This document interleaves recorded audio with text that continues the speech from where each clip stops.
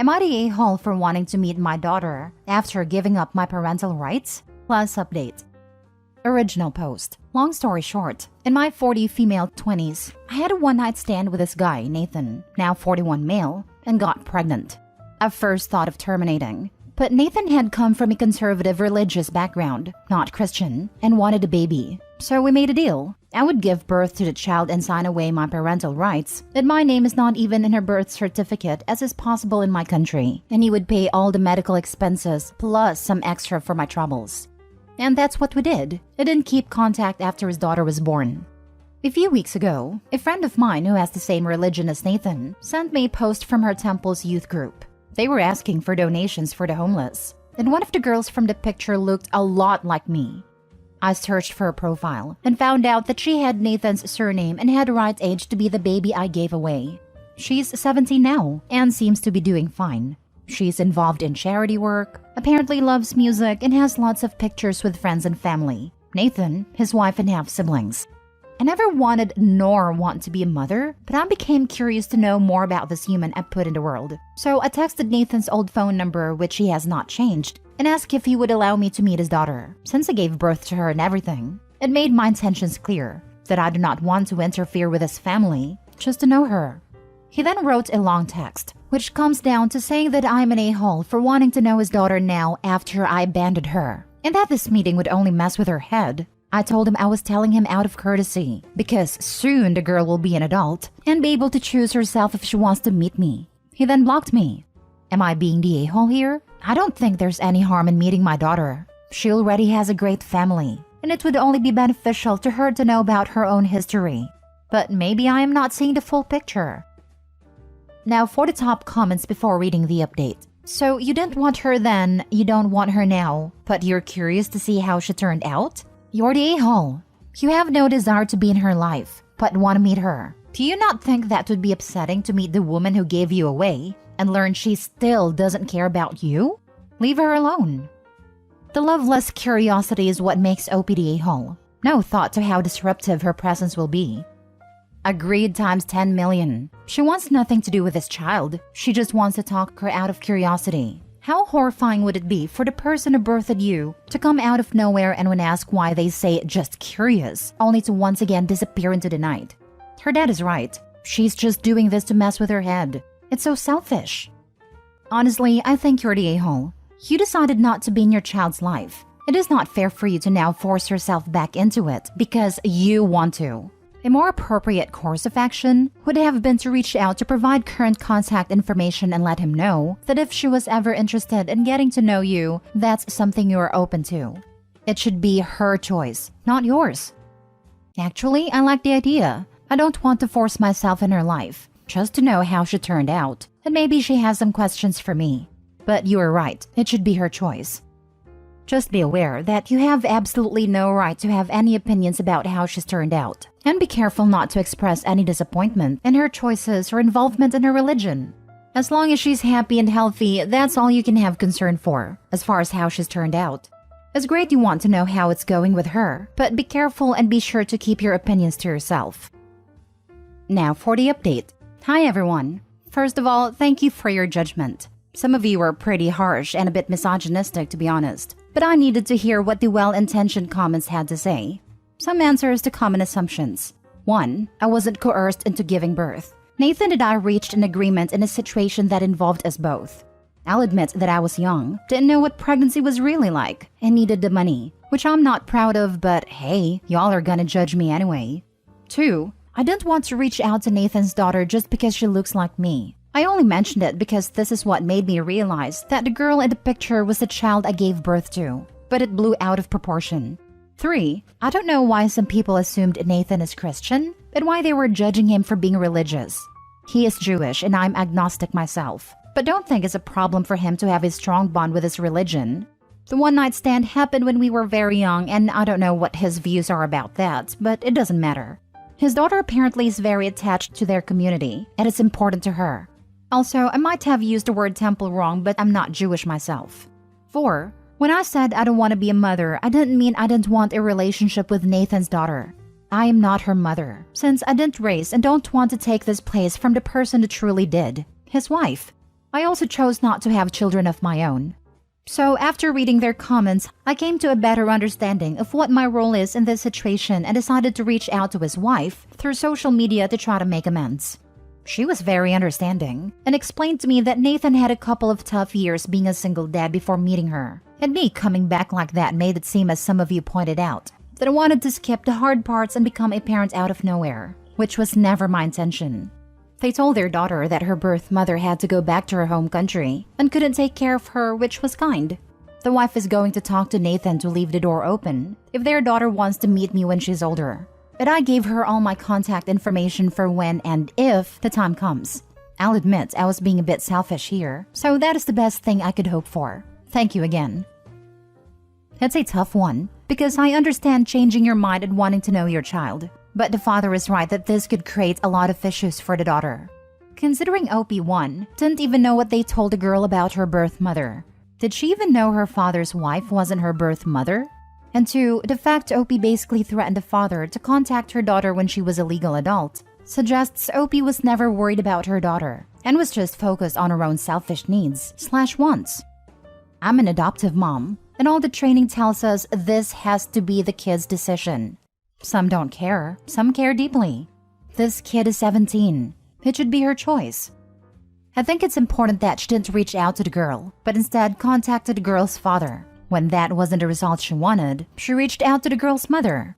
Instead of being demanding, OP just passed along the intention for contact and contact info for if/when she wanted to reach out to her bio mom. Feels like OP was being kind of selfish at first. Maybe still is. Not that she needed to be a mother figure, but that she's ready to spring into this person's life without considering the consequences of that. True, info about potential health history and perhaps limited extended family could be helpful. But if the daughter hasn't expressed interest, feels kind of self-serving and icky, like she thinks she has any kind of right to know this person. Next story. Am I the a-hole for refusing to let my husband move his father into our home? My husband's 40 male mom passed away late last year. It was very hard on him and his father. The holidays were rough. My husband is still struggling, and I've been doing my best to be kind, supportive, and understanding. But he's been less attentive with our 3 kids, 14 female, 12 male, and 9 male. And I'm pretty sure he's struggling at work too, but he won't admit it. He started therapy about a month ago and is going once a week. A couple weeks ago, he brought up to me that he wants to move his dad, 75 male, into our house. He said that his dad is struggling too, and that being in the house he shared with his wife the past 50 years isn't doing him any good. He had an entire plan laid out, so it was obvious to me that he has been planning this for a while, without talking to me about it. He wants to move his dad into the room that we had just moved our middle child into last summer. Before that, our 2 youngest were sharing a room, so we did some renovations to make an extra bedroom so all our kids could have their own space. He wants to force our 2 youngest to share a room again so his dad can move in. He also wants to talk to his dad about putting their house on the market, or possibly renting it out, which means father-in-law would be here long term. After he laid out his plan, he asked me what I thought, and I told him my immediate reaction is no. I told him that barely any time has passed since his mom's death, and it's too soon to make such drastic changes in everyone's lives. I told him his dad will get better with time, and we all just need to take a step back and not rush into any decisions. He was not happy with my response and kept asking for specific reasons other than not enough time has passed. I suggested that we look into different housing options for his dad if he's uncomfortable in his home, which I get. His dad has enough money saved to afford a good retirement home or a smaller condo which would allow everyone to still have their own space. He didn't like that idea either because it would mean his dad is still living alone. I'll admit, there are reasons I didn't tell him.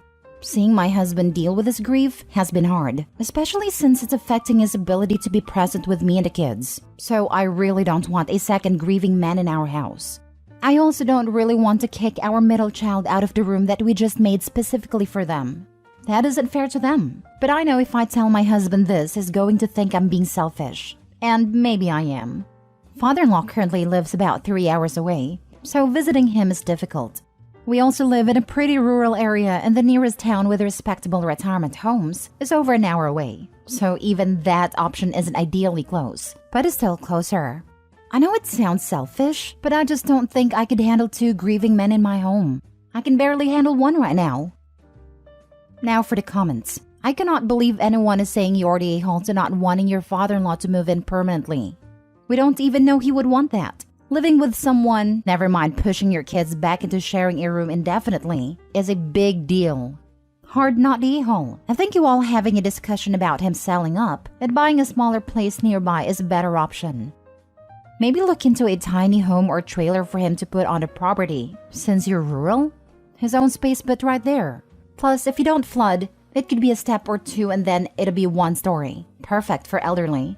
I completely agree with you, not the a-hole. A compromise needs to be had here. No, I respectfully disagree. This seems like it could be a solution at face value, but this is really unrealistic. He might sleep in the tiny house, but he will for sure spend his waking hours in Opie's home, and this proposed situation would invite a permanence to his residency there. This is totally unfair to Opie. We agree in judgment, not the a-hole, but this is not a true compromise, because while the kids won't have to share a room, Opie is clear that her primary reason for saying no to father-in-law coming is because she can't handle the responsibility for having an additional adult, who is also racked with grief permanently in her space, which is a reasonable position to take. Getting father-in-law into a retirement community with other seniors, many of whom are often widowed themselves, seems like a far better solution for everyone, especially father-in-law. These types of communities can be very beneficial for older folk, who can be independent but also need active engagement with others. Since finances don't seem to be a major factor, any additional support with meals, housekeeping, laundry, etc. can easily be had. Let's hope they can do something like this. An hour away isn't terribly far. Dedicating frequent scheduled visits will still be far less time and effort than having an additional adult to care for every day, and could actually be far better to father-in-law, not the a-hole. Not the a-hole. It's not selfish to want your soon-to-be teen son to have his own room. Find an apartment near your home. Move dad there. Have him over to visit a few times a week. There are plenty of ways to solve this that don't involve packing your house full of people and appending your family life. This is the answer. Move dad closer, but it should be a one-level apartment with a cleaner coming once a week.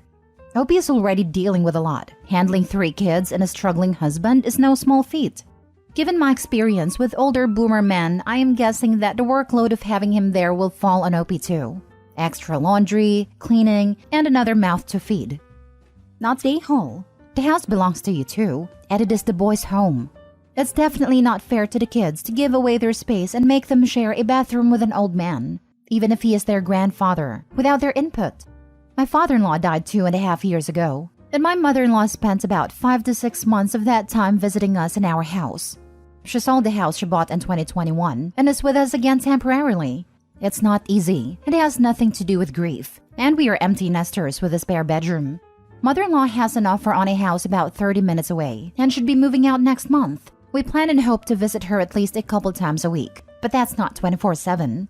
I would highly recommend your father-in-law sell his house and get a small home or condo near to you.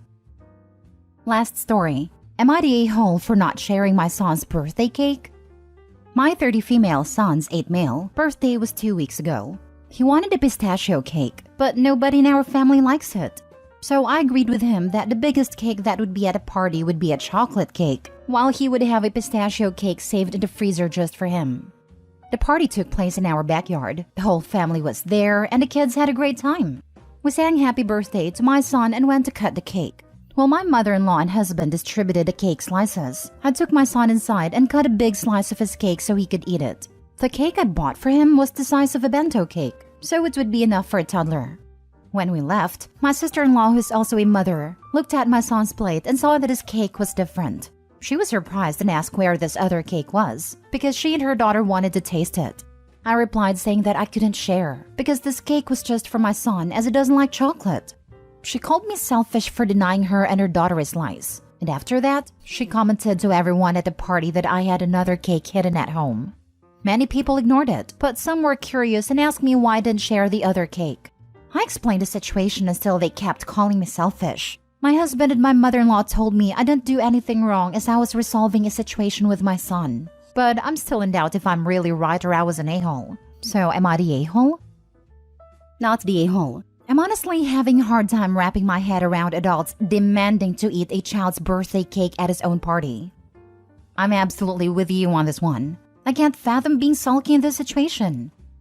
Not the a-hole. Next time, just get a cake your son likes and makes everyone have that cake. Then they can get angry not having a cake they like. And you can say it's your son's birthday and he picked the cake. So go away, you a-holes. Your friends and sister-in-law sounds like pieces of work to demand your son's small birthday cake for himself. Yes, share the cake your kid likes. It will eventually become a tradition and more memorable than a boring chocolate cake. I still remember my wife's uncle busting out this horrible lemon cake that everyone hated after every Easter. It would be the butt of all jokes, but we also all ate it. Lol. Can you imagine being a grown adult and getting angry that you're being denied a second type of cake at a child's birthday? Not the a-hole. If you're really trying to be an entitled person, this is probably the best way to do it. Either that or a narcissist. I have people in my life like this. They have to be involved in everything, no matter what it is. You could be hiding turd sandwiches in the kitchen, but they'd want one just because.